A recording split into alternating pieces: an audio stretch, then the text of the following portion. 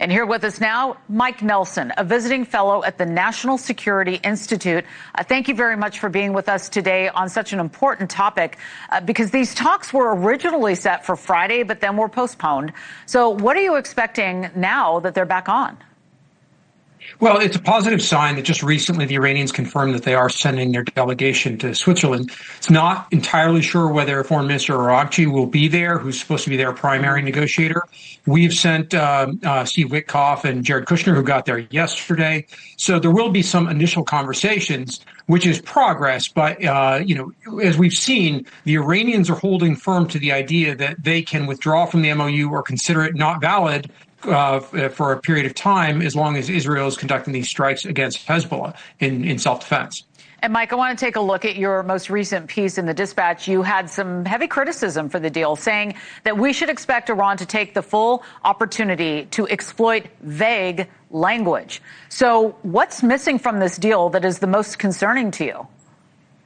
Well, ultimately, the final arrangement, the disposition of the Iranian nuclear program is to be seen. But there's language in the deal that sows the seeds for a pretty disastrous outcome at the end. We agree, at least initially, to downblending the uranium rather than securing it or destroying it. We suggest that while this is continuing, there will be status quo, which means that they will continue to be able to do nuclear research. And we have language in there about the legitimate nuclear needs of the Iranian people, which suggests that at the end of this, we are going to have some kind of established endorsement of an Iranian nuclear program, nominally for civilian purposes, but that could be used for research for dual use.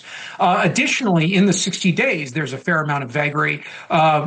On the terms of the MOU, initially upon signing, they were supposed to receive sanctions waivers to be able to sell their oil in the open market. But additionally, we've committed to at least doing our utmost to try to unfreeze up to $100 billion of their frozen assets, along with our international partners.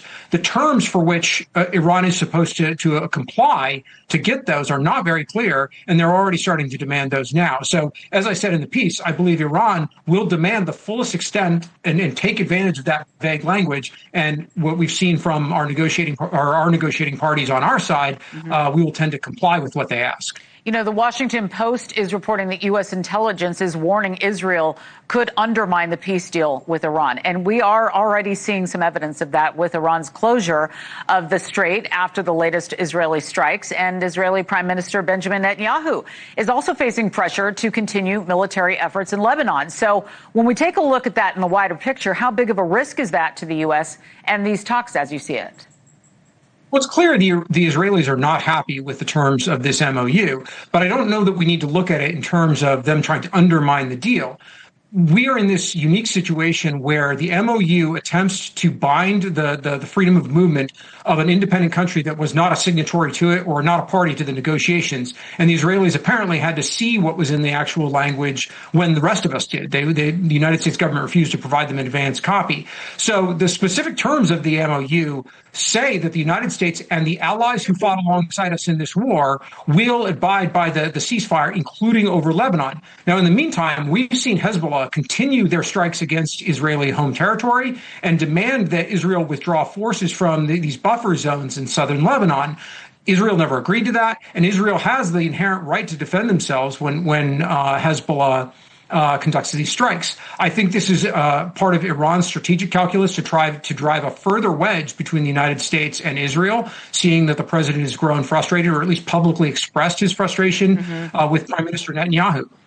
You know, and we're also curious about what the American people have to say about that, because there's new polling that shows a majority of Americans disapprove of President Trump's handling of Iran. So we take a look at these numbers, and then you got to wonder what kind of pressure this puts on the White House to reach a long-term agreement. Do they see these numbers and put that into part of the equation? Oh, absolutely.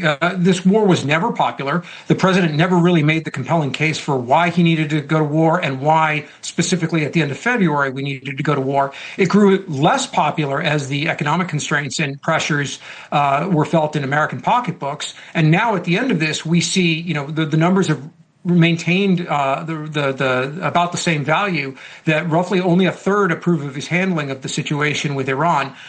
We saw within that poll that there is a split in party affiliation where Republicans still provide majority of Republicans support him. But we've seen Republican lawmakers and policy professionals speak out against this deal and express concern. I think there's a little bit of a lagging indicator in the polls that eventually, as people see what's actually in this and the terms get implemented, it will get less and less popular. All right. Well, we're going to watch it together. Mike Nelson, visiting fellow at the National Security Institute. Thank you very much for being here today. We appreciate it. Thank you for having me. Thank you.